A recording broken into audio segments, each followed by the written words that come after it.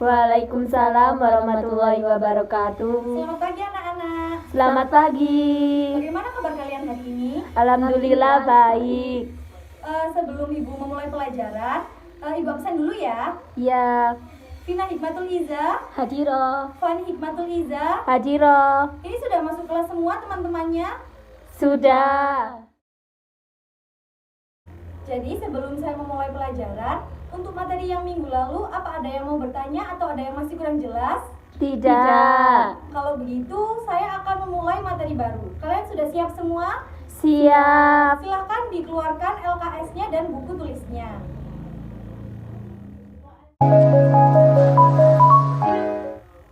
Oke, langsung saja saya akan menjelaskan mengenai materi baru.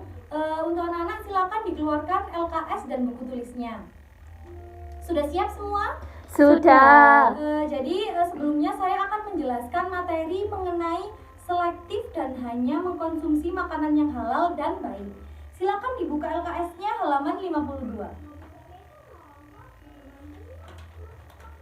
Sudah dibuka semua teman-teman? Sudah. Nah, jadi di sini ada yang tahu nggak bagaimana sih makanan yang halal itu? Ada yang tahu? Tidak. Nah, jadi makanan yang halal itu adalah makanan yang dibolehkan oleh agama dari segi hukumnya. Jadi kan di Al-Quran dan hadis sudah dijelaskan apa saja makanan yang boleh dimakan dan apa saja makanan yang tidak boleh dimakan. Nah, selain itu, pada hakikatnya makanan halal itu adalah makanan yang didapat dan diolah dengan cara yang benar menurut agama. Jadi selain dari bahan yang akan dimakan, makanan yang halal itu juga dilihat dari bagaimana pengolahan makanan tersebut. Sampai sini sudah paham anak-anak? Sudah. Nah, jadi makanan halal itu kan ada kriterianya. Dan makanan tidak halal pun itu ada kriterianya. Jadi ada beberapa makanan yang tidak boleh dimakan oleh manusia. Di antaranya, ini tuh terdapat dalam surat Al-Baqarah ayat 173. Di sini tuh ada beberapa kriteria makanan yang haram. Anak-anak ada yang tahu ada berapa makanan yang dilarang oleh agama Islam? Tidak. Saya jelaskan ya. Jadi ini tuh ada 4 makanan yang tidak dibolehkan untuk dimakan oleh orang-orang yang beragama Islam. Yang pertama yaitu bangkai. Bangkai itu adalah hewan yang mati dengan tidak disembelih. Contohnya seperti ayam yang tiba-tiba mati sebelum disembelih. Nah, itu namanya bangkai. Tapi bangkai ini tidak semuanya diharamkan. Ada 2 bangkai yang boleh dimakan oleh manusia. Yang pertama yaitu ikan. Yang kedua yaitu belalang. Selanjutnya yang kedua yang tidak boleh dimakan oleh orang-orang Islam adalah darah. Darah di sini maksudnya adalah darah yang mengalir ketika disembelih. Jadi yang dimakan itu adalah darah yang mengalir oleh hewan ketika disembelih. Yang ketiga yaitu babi, hewan babi. Nah, jadi para ulama ini sudah bersepakat bahwa terhadap keharaman seluruh komponen babi, baik dikonsumsi ataupun dimanfaatkan untuk hal yang lain, seperti obat-obatan, kosmetik, ataupun bahan pangan lainnya.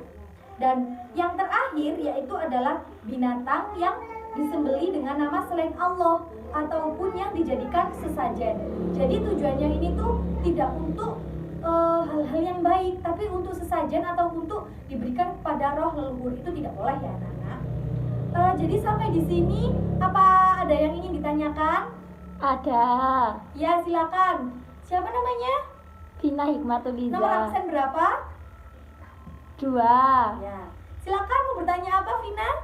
Mengapa babi dilarang oleh agama? Jadi di surat di surat yang ada di dalam Al-Qur'an itu dijelaskan babi itu haram karena ada cacing pita di dalamnya. Nah, cacing pita itu ketika dimakan oleh manusia akan menyebabkan penyakit. Nah, makanya kenapa babi itu haram.